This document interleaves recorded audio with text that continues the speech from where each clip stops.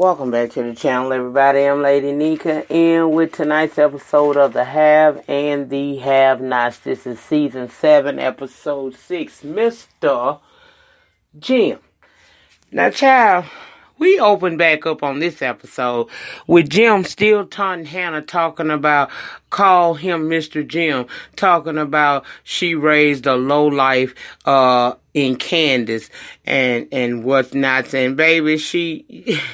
See, I don't understand. I'm going to be real with y'all. I don't know how Hannah was able to do that. This is a part of Hannah that I just cannot understand.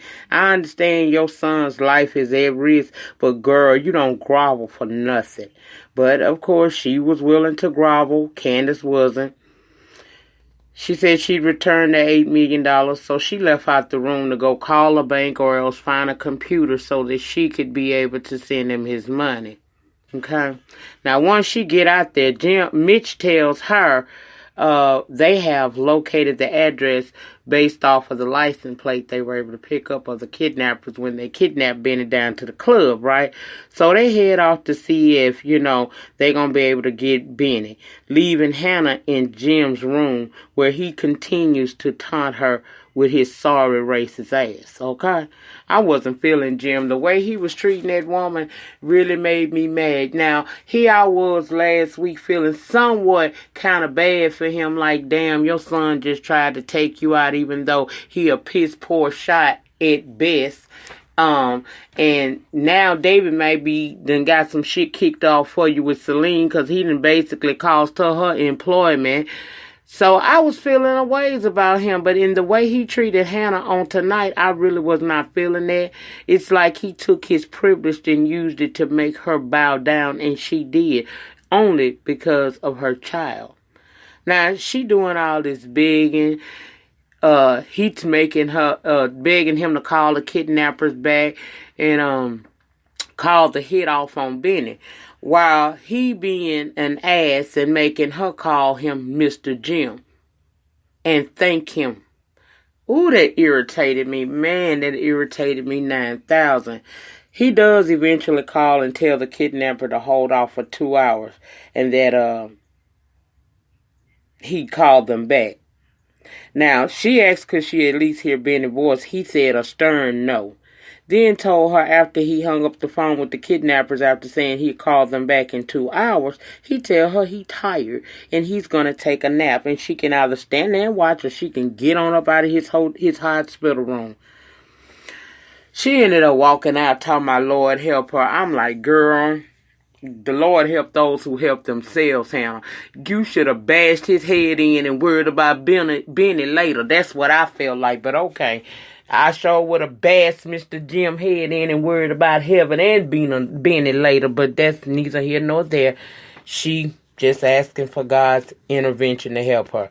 Now, down to the jail, Catherine waking up after a rough night down to the jailhouse. Her privileged ass ain't used to being behind no bars, so she's waking up and Wyatt taunting her even more so.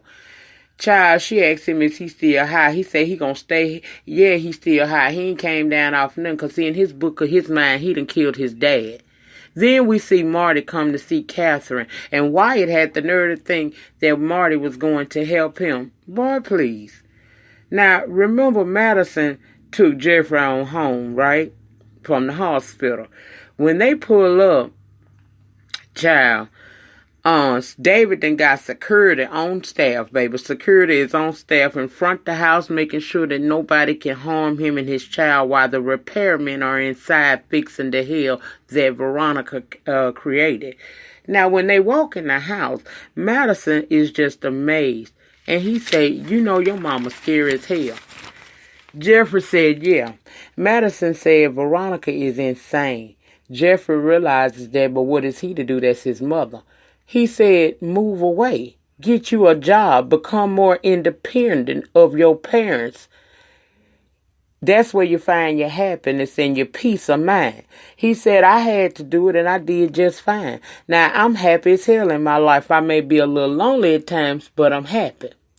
Jeffrey admits that he's just getting used to being in the gay lifestyle, and they kind of gave Madison an idea of how Justin was able to get to him. He told him, man, you can have a healthy gay relationship. You do know that, right? Then Madison get a text finding out that he gonna be needed down at the hospital again very soon. So instead of him having to drive back home, because to drive Jeffrey where they live, it was kind of a out of his way situation. So to keep him from having to drive back home, try to get a little shut-eye in and go back to the hospital, Jeffrey offers him to take a nap upstairs in his room. Now he was a little taken aback. But Jeffrey said, that's fine. You can go up there and get you some rest or whatnot. So when they get to get Madison up to his room, Madison immediately tells him, I can't sleep in my scrubs. And I'm thinking to myself, that's how they get you, girl. That's how they get you. Watch him, Jeffrey. Child, he strips down to his birthday suit. And Jeffrey was admiring the hell out of it. But he didn't take the bait because he offered him to come lay down with him. He ain't take the bait. Not yet. Now, let's go back over to the jail because Marty and Catherine up in the interrogation room, where they take the lawyers to be able to take their client and talk.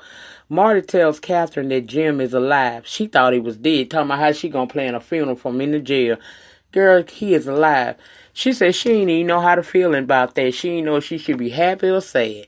Then they move on to talking about her case, and we find out that the DA does have a pretty solid case against her. However, the Salison family has filed a civil suit.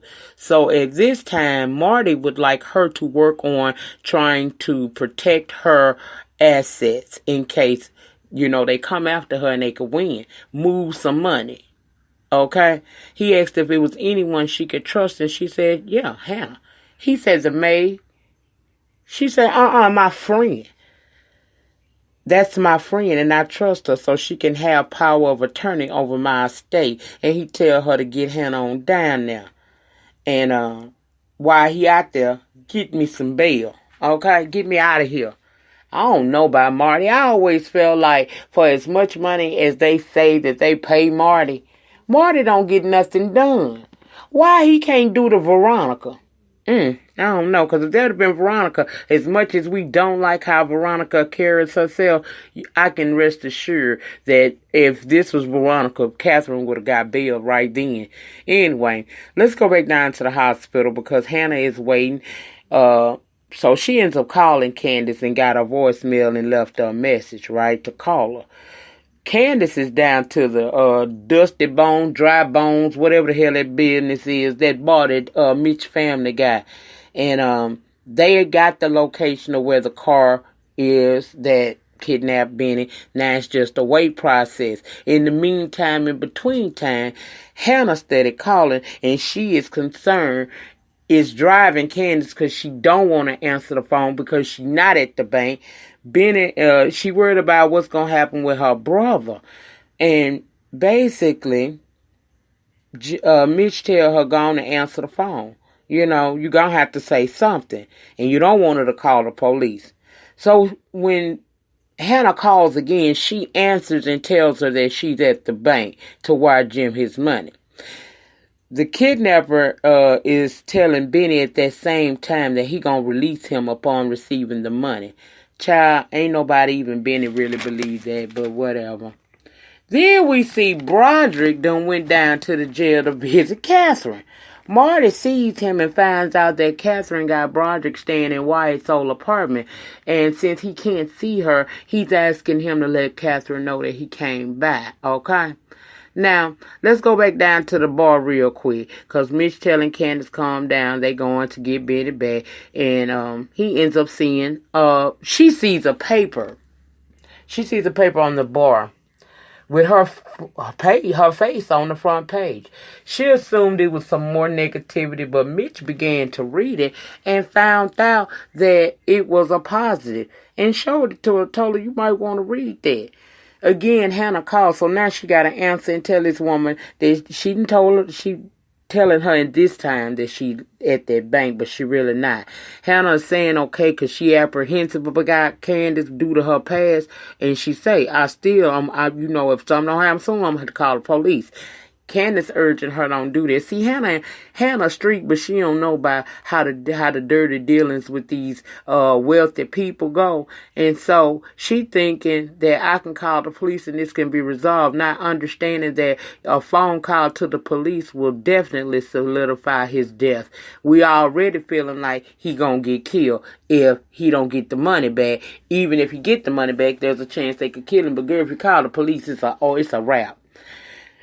Candace urging her mom, don't do that. That's the worst thing for you. Don't do that. So she's sitting there waiting and she worried, child. D.A. George is down there where they holding the prisoners and whatnots, and he basically tell Wyatt, you on your own with this.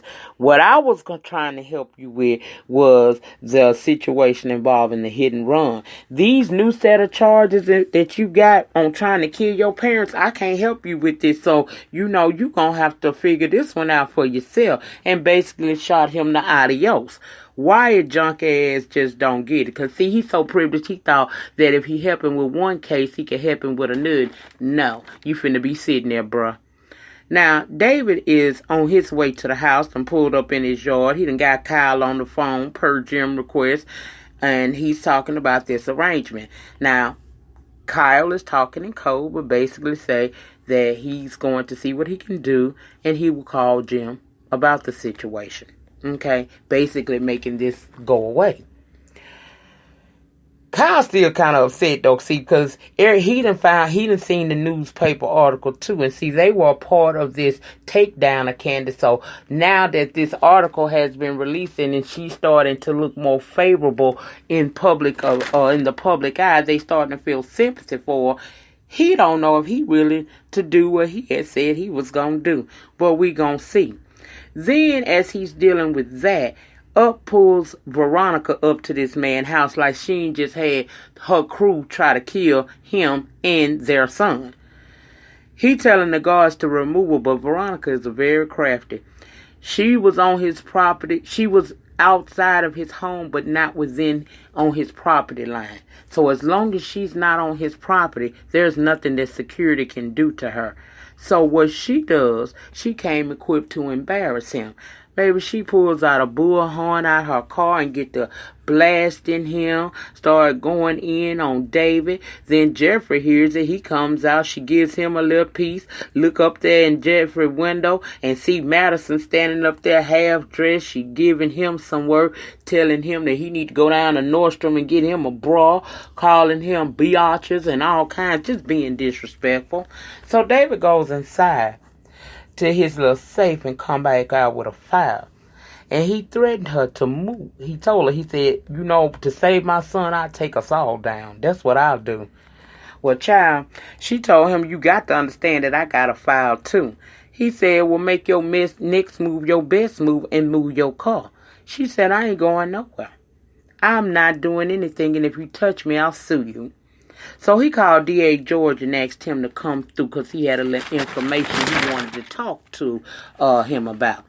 Veronica still acting unfazed. So then he calls Marty and tells him, tell Catherine to speak to no one. He got something he thinks she might find a bit interesting. And then walk back into his house while she's sitting there trying to have a poker face. It was something in them files that had her feeling some kind of way. But she can't never just care her ass. She can't admit defeat. She's still out there with that bullhorn trying to blast him to his neighbors, calling him a cheater. But he was unbothered and unfazed as he went on back into his house to leave her out there looking like the fool that she was looking. Now, back down to the hospital, Jim woke up and called down to the bank. Lloyd done answered the phone and found out his money has not been returned. At this point, Hannah has come in the room and she begging him not to call that hit in and that she will get Candace to give him his money. Jim playing her to the left, talking about both of y'all playing games on me. So he calls and tells the kidnapper that kill him. All we heard was a gunshot, child, and it pretty much ended right there. Now, next week, we're going to see Hannah jumping up on Jim bed in the hospital and mollywopping him because she think he done killed her son. D.A. George and David will meet up, and he will be talking about possibly turning Veronica over if he can get some act right out of the D.A. Jeffrey and Madison going to have a meeting of the minds and possibly the bodies. And Catherine is going to talk to Hannah, where she will be informed that she thinks that Jim could have possibly had her son killed. That is what's going to happen in the weeks to come, child. Next week, as a matter of fact. So we're going to see what's going to happen. Now, I'm going to tell you, I don't think that I think he may have called the hit in, but I don't believe that he really is going to kill Benny. What I think gonna happen is Mitch people gonna get to him first, and that gunshot we heard is probably one of the Malones taking out the little kidnapper dude. Now that's just my prediction for next week. You guys can feel free to put your predictions down there in the panty section of this video. But that was it, and that was all on tonight's episode of the Have and Have Nots.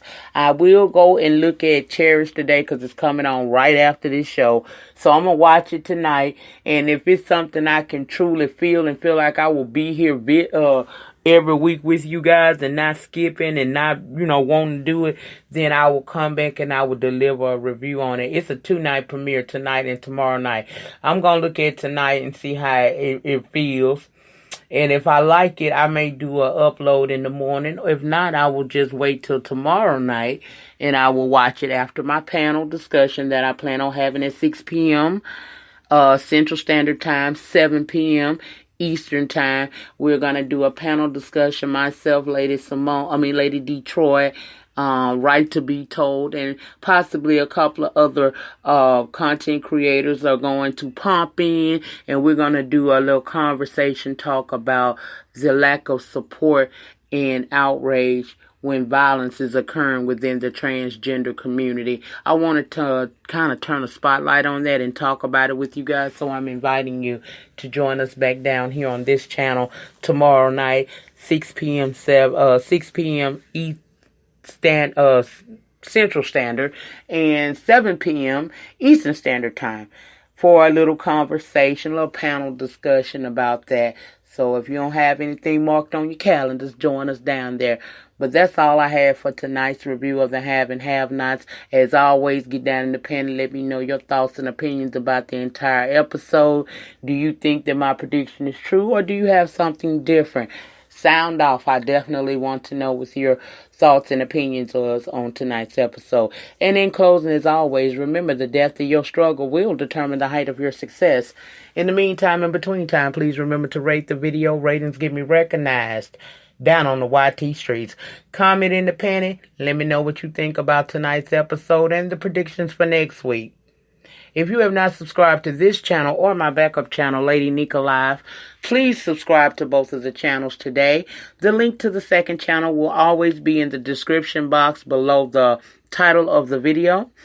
And you can go over there and subscribe to that channel. Tap your notifications on both of the channels and try to set them to all so that each and every time I drop a pre-recorded video or go live from either channel, you guys are going to get the notification and you can come over and join in the conversation. Definitely be looking out for that second channel because that may be where Cherish Today, if I pick this up, will be over on that channel. I think I'm going to try to build up my viewership over there. I got the numbers as far as the sub account. Now I got to work on them hours. So I may put that over there. And if that's something you're interested in, please join me over there. Have your notifications on so that you will know if I drop the pre-recorded video of the review over there. That's it. Have a great remainder to your Tuesday night. Thank you for your continued support of myself and the channel. And I'll see you guys on the next upload. Peace.